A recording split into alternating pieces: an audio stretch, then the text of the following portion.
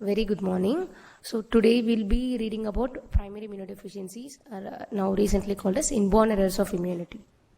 So today we'll learn how to suspect, when to suspect a primary immunodeficiency, how to diagnose them clinically, when to suspect and how to diagnose them clinically, and also using some basic laboratory parameters.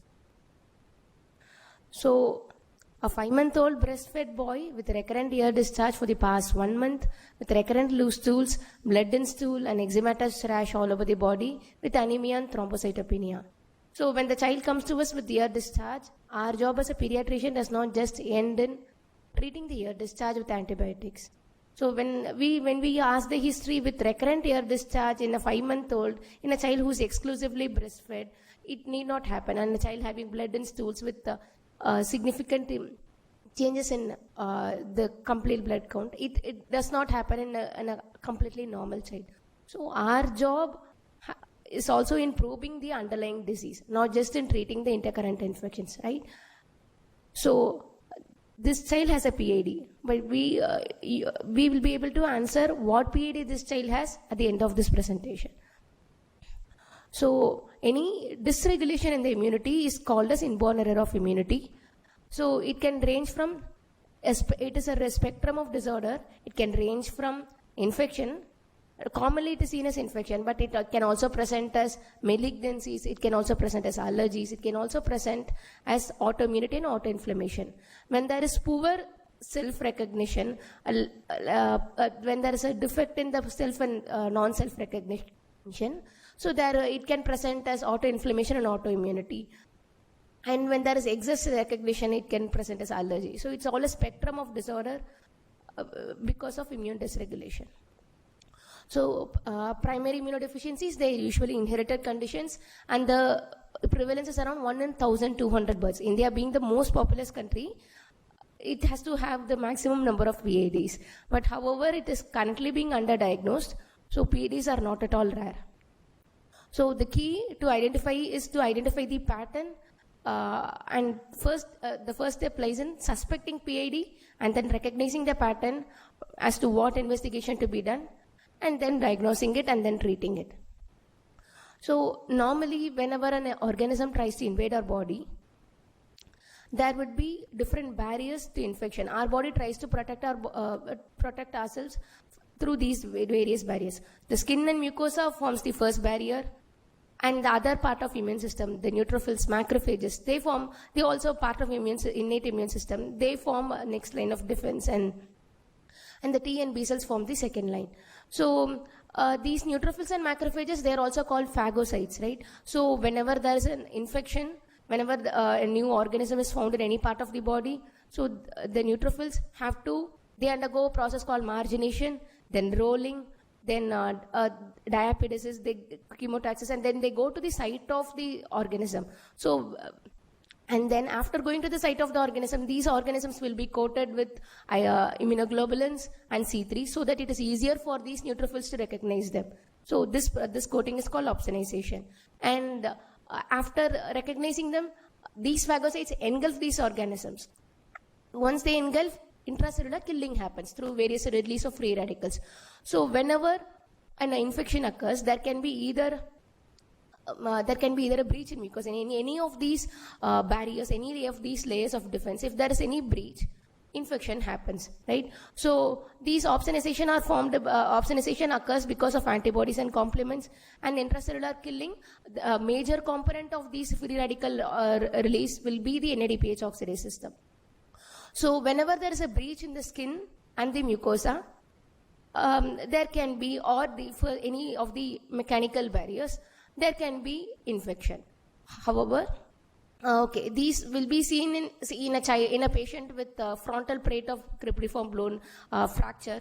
There can be recurrent infection because there is always a source for organisms to penetrate through. When there is burns, there is always a breach in skin and mucosa. There is always a source of, there is always a defect, so organisms can easily enter our body. And the second line of defense, if there is a defect in the phagocyte, it can be at any level. So when there is a defect in this process of margination, rolling, and diapedesis, leukocyte adhesion defect occurs. So whenever there is a defect in antibodies, there will be defective opsonization and again infection. So complement defects can also cause to defect in opsonization. And whenever there is a defect in the NADPH oxidase system, chronic granulomatous disease occurs. These form the first line, and the second will be the T cell and the B cell. If there are defects in these immunity also, they will present with recurrent infections. So how to identify these? How to differentiate between these? How to classify them? So whenever a child presents to us, the pattern recognition at the age of onset, what organisms are involved, and what organ systems are involved. This pattern recognition will help us identify which arm of immune system is involved, and then help us identify the disorder which we are suspecting. So whenever infections are too frequent, too severe, long lasting, non-responsive to treatment, and whenever they have uncommon complications, we should think of PID. So recurrent infections does not always occur only in PID. It can occur in a normal child also. A child having a URI for around occurring for around 2 to 3 times per year is completely normal. So it can occur in normal child. However, we have to rule out other causes, and we should know when it occurs in a normal child, and we should know when it occurs in other categories. So whenever there is a breach in the anatomical or physiological barrier, so whenever there is burns, there is disruption of the skin and the mucosa. So that will lead to infection. So whenever there is a dysfunctional drainage as an eustachian tube dysfunction, there can be recurrent infection. So recurrent pneumonia, the most common cause would be a cardiac disease, where there is left to right shunt and increased congestion of the pulmonary vasculature. That would be the most common cause. These are causes other than PIDs. And then whenever there is vesicoureteral reflex, whenever we place in a foreign object like a valve or catheters, there can be recurrent infection. However, we should also think about history is very important. We should also ask about the environmental history. Whenever a child is getting exposed to pets, that also poses an infection. The child need not be immunodeficient. So this, just by eradicating the pet, the child can be completely free of these infections. So, and we should also not forget the secondary immunodeficiencies. Secondary immunodeficiencies will be those children with retroserology, HIV, and CKDs, malignancies, a child with type 1 diabetes mellitus. These will be the secondary causes of immunodeficiency. So anatomical causes, they usually clinically they present. When do we suspect anatomical causes? They'll present with same-sided pneumonia. In CCAM or CPAM, same lung is involved, same segment will be recurrently involved. So whenever there is repeated singles, and only if in cardiac disease, there won't be skin infection, there will be recurrent pneumonia only. So whenever there is repeated single site infection, we have to rule out other causes also. So when do we say the child is normal? So the child is thriving well, and the infections, they respond promptly to treatment, they are not severe, and the child is growing well also. The child, in between the episodes, child is healthy. We can reassure the parents that these the episodes, because normally under 5 years of age, whenever a child goes to school, child catches some infection, and URI is very common in child. Getting fever is very common in child. So when the child is thriving well and responds promptly to treatment, if it is going to be a viral URI, if the child is responding promptly to conservative management, even recurrent tonsillitis need not necessitate an investigation of PID. So Jeffrey Model Foundation, they have given 10 warning signs for PID. So when do we suspect them? Ear discharge is very common in child. However, when there are more than 8 ear discharges, ear infections within 1 year, 2 or more serious sinus infection in 1 year, 2 or more months of antibiotics with little effect. The child has been taking antibiotic on OPD basis for a longer period of time, and the child still continues to have infection. We should think of PID in these children also. And whenever there are 2 or more episodes of pneumonia within 1 year, and the child is not thriving well, child has failure to thrive in the form of inadequate growth and height. And also recurrent skin abscess or subcutaneous abscess or deep organ abscesses, oral thrush, mucosa thrush, need for IV antibiotics. So even normally a tonsillitis or any even bacterial tonsillitis requires oral antibiotics. The WHO says pneumonia can be treated with oral antibiotics. If the child requires IV antibiotics recurrently for clearing infection, that could also signify that there is some underlying infection. The common conditions like sepsis and meningitis are one of the few conditions which require only IV antibiotics. So normally a normal child would not respond would respond to normal infection. It will not progress up to sepsis and meningitis. So when we see a child in emergency or in PICU with the diagnosis of sepsis, that might also necessitate an investigation whenever there is not an underlying cause, whenever the child does not have a catheter inserted, cardiac valve inserted. That might also necessitate for us to investigate further into diagnosing PID. And similarly, when there are 2 or more deep-seated infection and a family history of primary immunodeficiencies, when 2 or more these signs are present, we should suspect PID. These are the 10 warning signs given by Jeffrey Model Foundation. So this is adapted from the Nielsen textbook. So 1 or more serious systemic bacterial infection like sepsis and meningitis, even a single serious systemic infection warrants investigation for PID. And 2 or more serious respiratory infection. Pneumonia is common, but we don't always isolate them from blood, right? So, but if the pneumonia is going to be severe, requiring BiPAP support or intubation, or whenever there are other bacterial infections like cellulitis, abscesses, pneumonia, with 2 or more infections within 1 year, we should think of PID.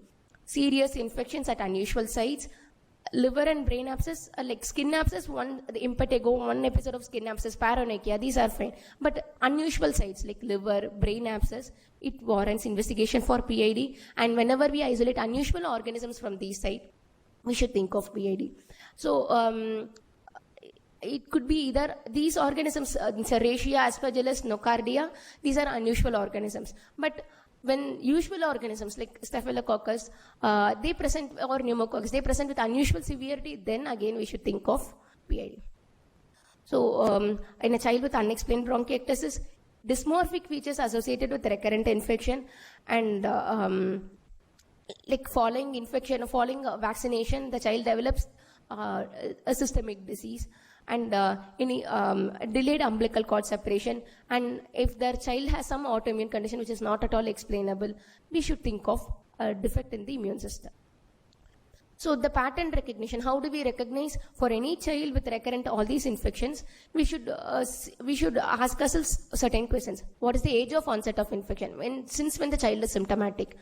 And what are the organ systems involved? What pathogens are involved? And their family history, detailed family history, environmental history, and detailed examination. This will help us identify some of the commonest PIDs. Though we consider PIDs as rare, the commonest PIDs are relatively common. So with just the history and examination, we'll be able to at least delineate the arm of immune system involved. The final diagnosis would be with laboratory investigations, but with this, we'll be able to identify which system is involved. So whenever the child starts to present earlier, before 6 months, a T-cell defect should be suspected. Because, and more than 6 months, we should suspect a B-cell defect. Because up to 6 months, maternal antibodies would protect the child. So if an infection occurs before 6 months, it is not because of the antibody defect, it is because of the T-cell defect. And in any defect in the phagocytes or granulocytes, it can present in early childhood or sometimes in young adulthood also. And complement defect can present at any age. So, recurrent sinopulmonary infection, usually with encapsulated organism, it signifies B-cell defect. So, and recurrent respiratory or GI tract infection, with especially pneumocystis pneumoniae and tuberculosis infection or recurrent viral infection, we should think of T-cell defect. And any abscesses, skin or subcutaneous abscesses or deep organ abscesses, we should think of phagocytic defects. So Giardia can occur both in B-cell defect as well as in T-cell defect. Fungal infections are seen both in phagocyte defect and in T-cell defects. Staphylococcus similarly can occur as a part of B-cell defect and phagocyte defect. So just with the organisms and the site of involvement, we'll be able to delineate, okay, this system, this part of the arm of the immune system is involved. So, and whenever we suspect a child with PD, the basic investigations like CBC, CRP will help us delineate or at least rule out certain conditions. A normal ANC, absolute neutrophil count. So when we see a CBC, we usually see the if it is polymorphic leukocytosis or anything. But then we don't. Not just polymorphic leukocytosis is always present, always implies an infection. So we have to calculate the ANC and the absolute lymphocyte count. So when a normal absolute neutrophil count, it rules out neutropenia or the other spectrum, which is leukocyte addition defect. A normal platelet count and normal platelet sites will kind of rule out Wiskott-Aldrich syndrome, and a normal lymphocyte count will rule out severe T-cell defect, severe combined immunodeficiency of some, or at least most of the types of severe combined immunodeficiency. So these will be the further investigations which will be looking into in the subsequent slides. So this child has presented to us at 8 months of age with severe pneumonia, and the child is not responding to IV antibiotics. The child has been admitted multiple times outside, but the child is not at all responding to IV antibiotics. So the X-ray shows bilateral diffuse infiltrates, like there is no specific lobar involvement, it is bilateral diffuse, and the child is not responding to antibiotics. So, and the child is though the child has respiratory distress, relatively child is happy and child does not look that toxic. In this kind of scenario, we suspect pneumocystis jirovecii pneumonia. So, and we can send gastric lavage for pneumocystis where they do staining with gomarimethanamine, silver staining.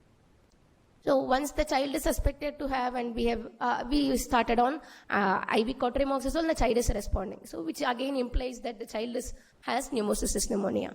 So on investigation, what makes us pneumocystis pneumonia does not occur in a normal child. So the organism by itself, since it is unusual, it has to make us think of what is the underlying immune defect. So in this complete blood count, we see that the absolute neutrophil count is around 830 cells, and HIV is the most common cause of pneumocystis pneumonia. Once that is ruled out, we can do other investigations in the form of immunoglobulin profile. So in this child, the IgG levels are low and IgM levels are very high. So what could be this? With a neutropenia, an elevated IgM, and reduced IgG. So this child has hyper IgM syndrome. So how do we confirm the diagnosis?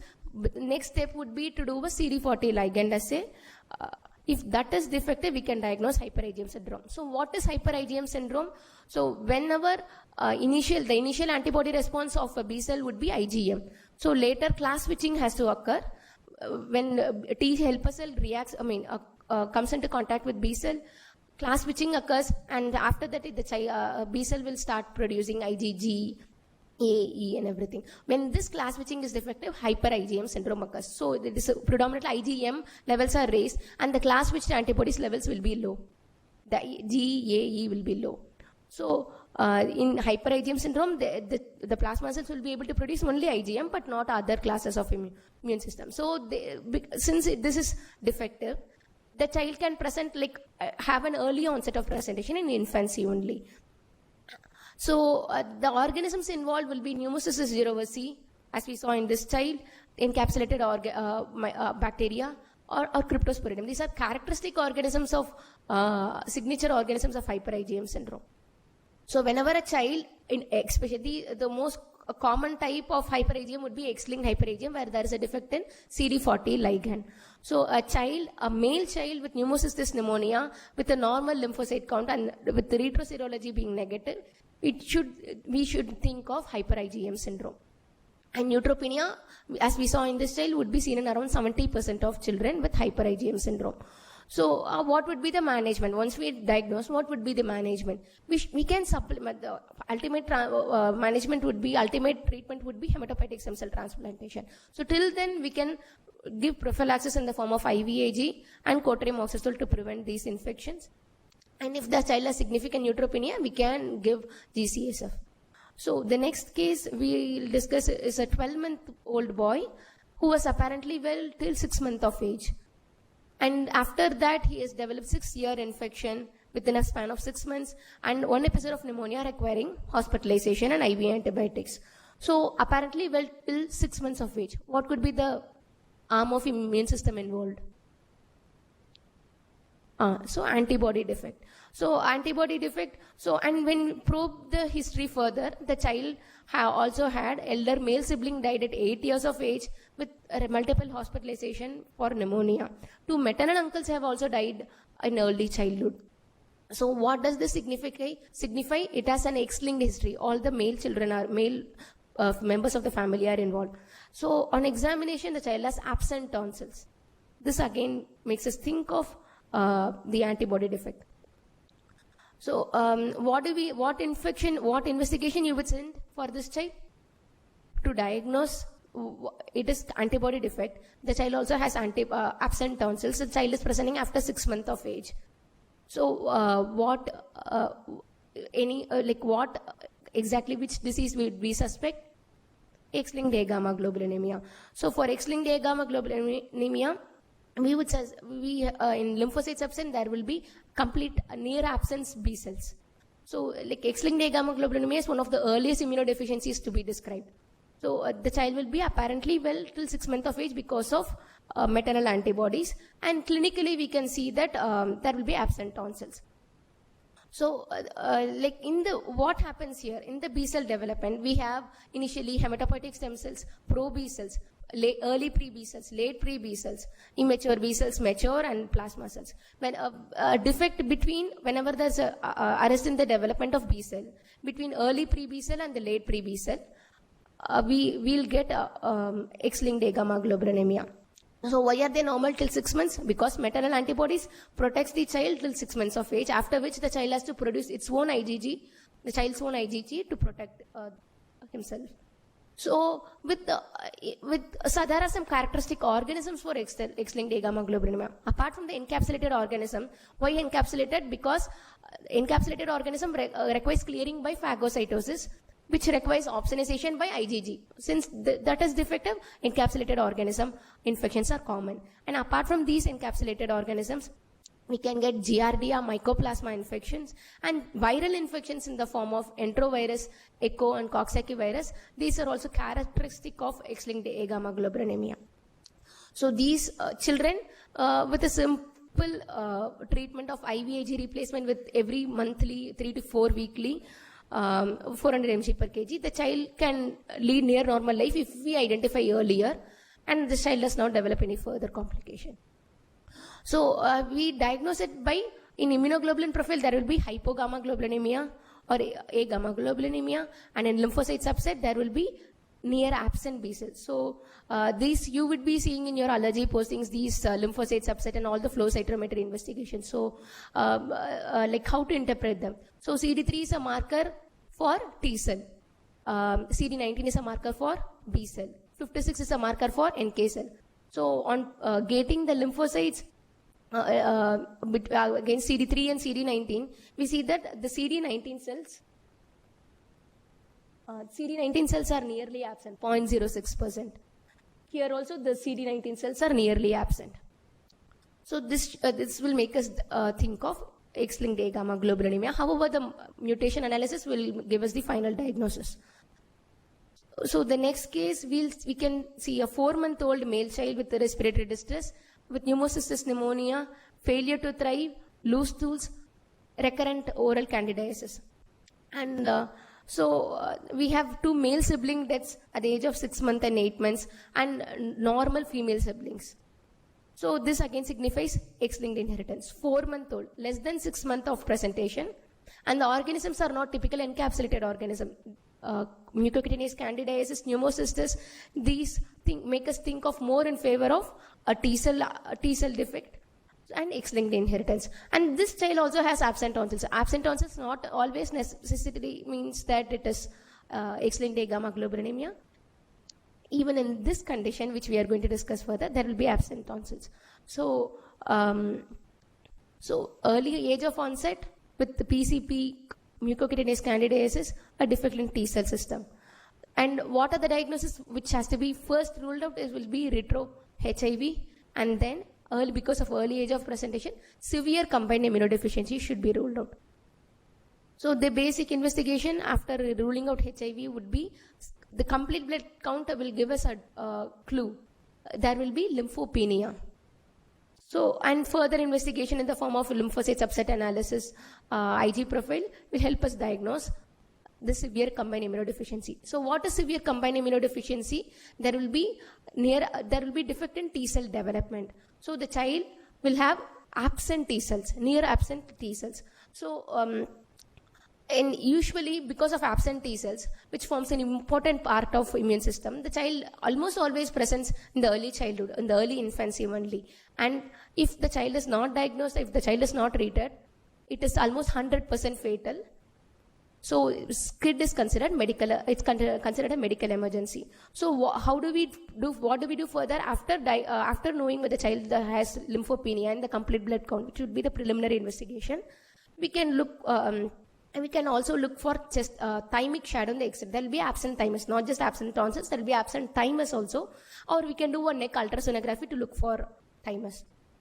So what is lymphopenia? Lymphopenia, it's a relative term, so it can vary, it varies in different ages. You need not memorize all these things, but a rough idea of less than 1 year, any count less than 3,000 is considered lymphopenia. Between 1 to 12 years of age, any count less than 1,500 is considered lymphopenia. In older children, any count less than 1,000 is considered lymphopenia.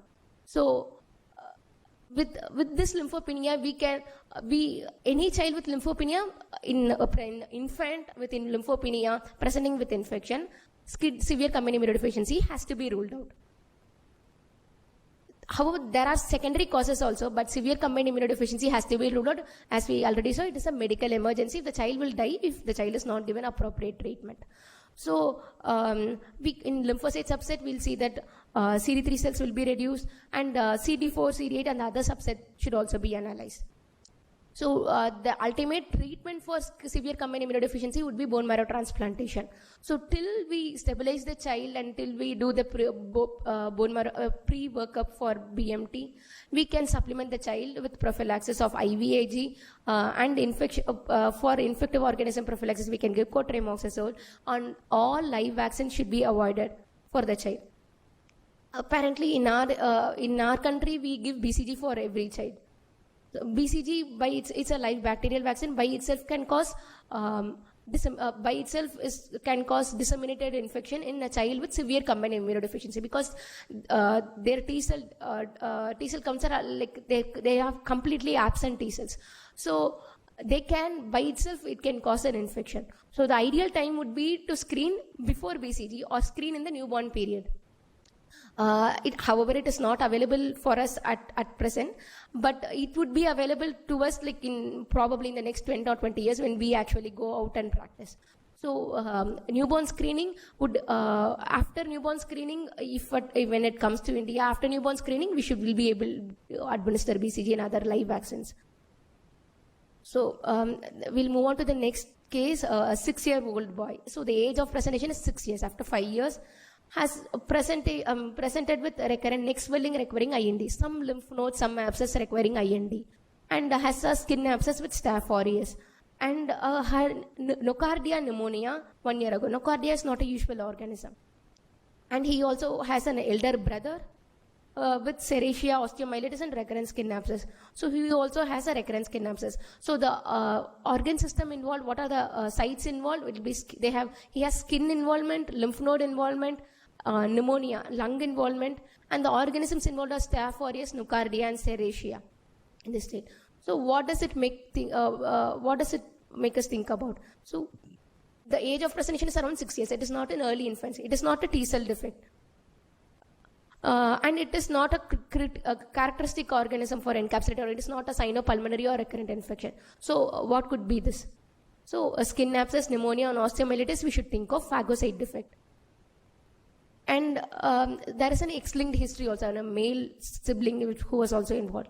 So X-linked chronic granulomatous disease is the most common type of chronic granulomatous disease which we should think of in this. So basic investigation like nitrobrutetrazoleum and DHR will help us give the diagnosis, and the molecular analysis will be the final confirmatory. So what happens in chronic granulomatous disease? So whenever an organism is getting involved, there will be release, whenever the organism is getting engulfed, for phagocytosis to occur, there will be release of free radical oxygen, free radical species. So how does it occur? So there will be an NADPH oxidase system which converts oxygen to superoxide, which will be then converted to H2O2 by superoxide dismutase, and then later by myeloperoxidase to hypochloric acid. So this defect in NADPH will lead to CGD. So there are different components of this NADPH system which leads to different types of CGD with different inheritance. So X-linked CGD will be the commonest type. And we also have the other enzymes, the myeloperoxidase and superoxide dismutase. So since the first step will be NADPH oxidase, this presents with severe infection and recurrent infection. The myeloperoxidase infections, it is the last component of this free radical system. So it is usually mild, and they're usually asymptomatic, except in certain cases like very severe infections, we should think of them. So chronic granulomatous disease, these phagocyte defects can present from anywhere from early infancy. It can present even in a 3 or 4 month old child, anywhere from early infancy to a young adulthood. So, and the common organisms, these organisms, whenever we see Burkholderia, when we see it is not just cystic fibrosis, we should also think of chronic granulomatous disease. So Serratia, Burkholderia, Aspergillus, Nocardia, these are signature organisms for chronic granulomatous disease. So I used to remember it like a lung, lymph node, liver, the 3 Ls, if they are the commonest sites of involvement of chronic granulomatous disease, along with osteomyelitis. So this is the NBT test where we see the reduction of dye. So once this free radical oxygen system is normally in place, there will be reduction of dye and there will be change in color to blue, which is blue to purplish color, which is seen here. So there will be defective reduction of NBT. So once we diagnose these children with chronic granulomatous disease, what should be done further? So since though bone marrow transplant is the ultimate treatment, we can give till that we can give cotrimoxazole and itraconazole prophylaxis. This is to prevent, though we have not mentioned pneumocystis here, this cotrimoxazole is to prevent the staphylococcus infection, and itraconazole prophylaxis to prevent the fungal infection. So next we see a 4-month-old boy. So the onset is around less than 6 months, and the child has presented with lower GI bleed. So there is some bleed, and the child also has some eczema, some atopic dermatitis, and the complete blood count reveals a platelet count of 10,000 to 30,000, and the mean platelet volume is also reduced. So what should we think of in this child? Yeah. It is Wiskott-Aldrich syndrome, and the next step would be to confirm, to identify the low expression of VAS protein by flow cytometry, and the ultimate diagnosis would be by mutation analysis. So on probing further, these patients will also have significant X-linked family history. So the triad of Wiskott-Aldrich syndrome will be thrombocytopenia, eczema, and recurrent infections. So these patients may have increased IgA and IgE, and IgG may be low. So, and for what will be the treatment for these patients? IVIG, hematopoietic stem cell transplantation will be the ultimate treatment, but till then we can give IVIG replacement to prevent recurrent infection in this child. So here we see the age of presentation is 27. Like this. So when do we suspect PID in an adult? The age is 27, and the child she has been asymptomatic till around before 5 years of age. So she has been symptomatic after 20 years of age only.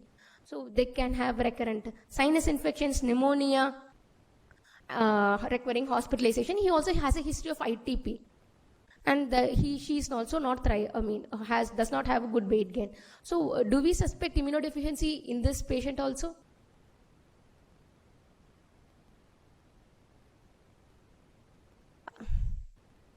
Eighth case.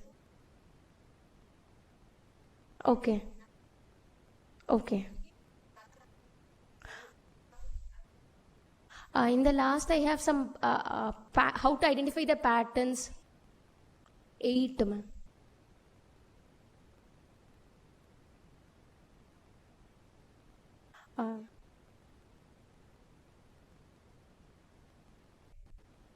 Okay.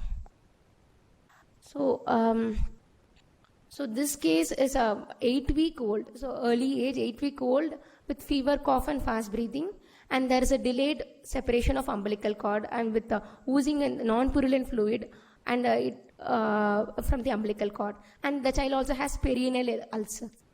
So what is this? Just with the delayed separation of umbilical cord and this perineal ulcers, we would make a diagnosis of leukocyte adhesion defect. So what happens in leukocyte adhesion defect?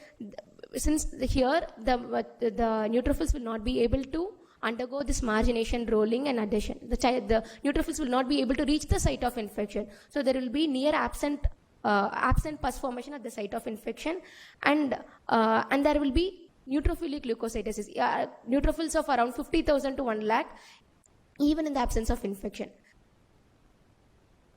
So, because there won't be any, this marginating pool will not be there in these children.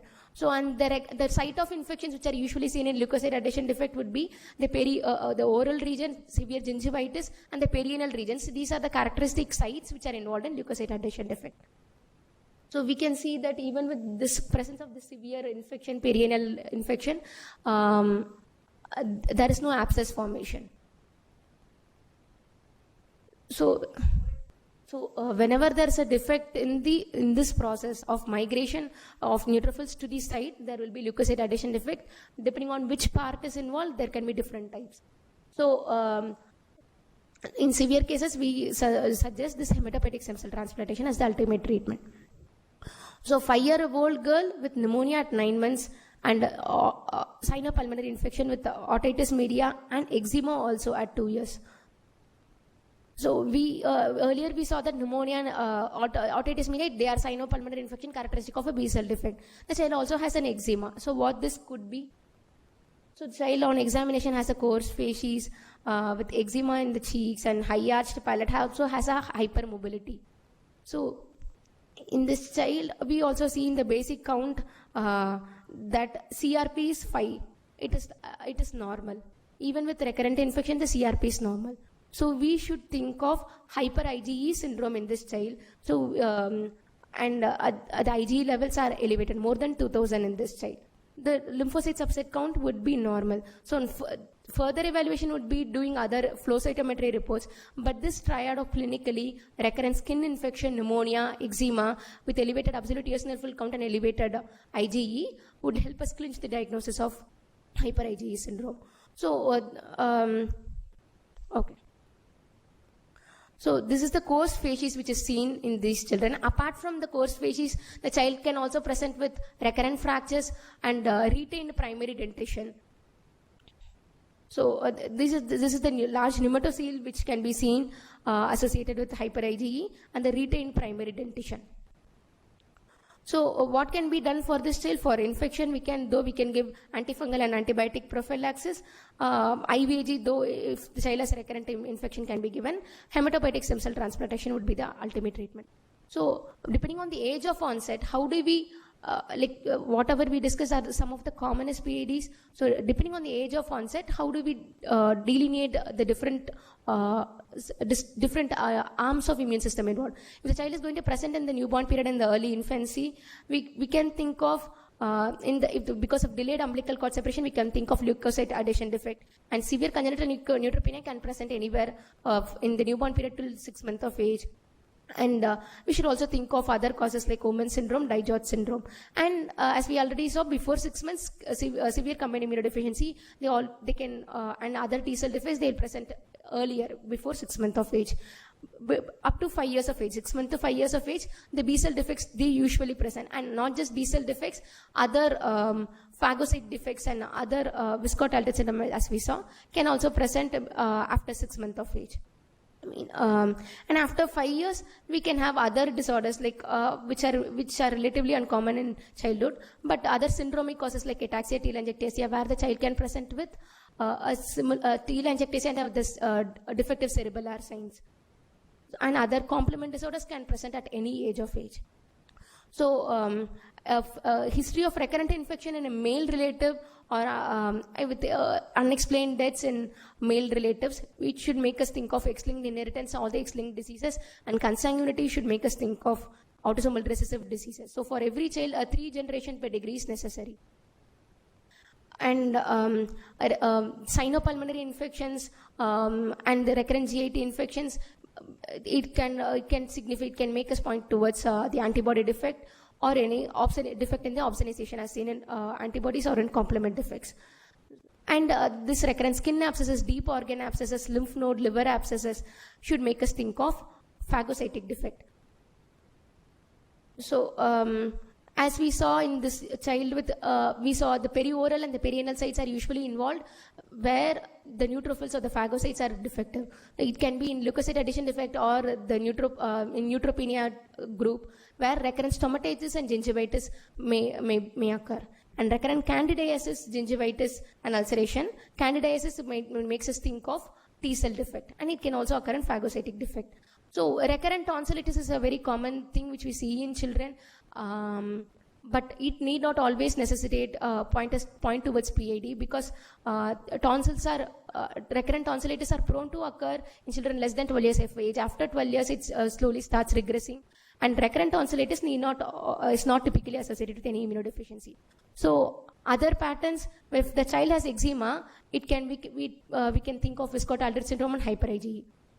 And multiple healed scars like lymphadenopathy or subcutaneous abscess, draining and healing. Healing on its own, you can think of hyper IgE syndrome and chronic granulomatous disease. And recurrent stomatitis, any defect in the neutrophils. And absent tonsils will be seen in XLA as well as in severe combined immunodeficiency. So because of recurrent sinopulmonary infections, they can patients with B cell defect can also have bronchiectasis. And petechiae, because of thrombocytopenia, will be seen in Viscodt-Aldrich syndrome. So the organisms, as we already saw, sinopulmonary infection with encapsulated organism will help us think of B cell. And pneumococcal disease could be because of even complement deficiencies, not just agammaglobulinemia. And pneumocystis pneumonia, as we saw, it could be because of combined immunodeficiency, as we saw in hyper IgM syndrome or severe T cell defect. Pseudomonas, it not just should make us think of cystic fibrosis, it can also be seen in phagocytic defect and other T cell defect. So enteroviral meningoencephalitis. Enteroviral meningoencephalitis is a characteristic of X-linked agammaglobulinemia. These atypical organisms like Burkholderia, Serratia, Nocardia and Aspergillus, they are characteristic of chronic granulomatous disease. And Neisseria meningitidis infection should make us think of complement defects, the later part of complement defects like C5, 6, 7 involvement. Yes, ma'am. Only this. Yeah, a lymphopenia, the most common cause will be any infection, any systemic infection or severe staph abscess or any infection is the most common cause of lymphopenia. However, when it occurs in early infancy with other infections also, if it is going to dengue, if it is going to occur in a 4-year-old child, the child will have lymphopenia and leukopenia and lymphopenia. At 4-year-old, we are not suspecting severe combined immunodeficiency.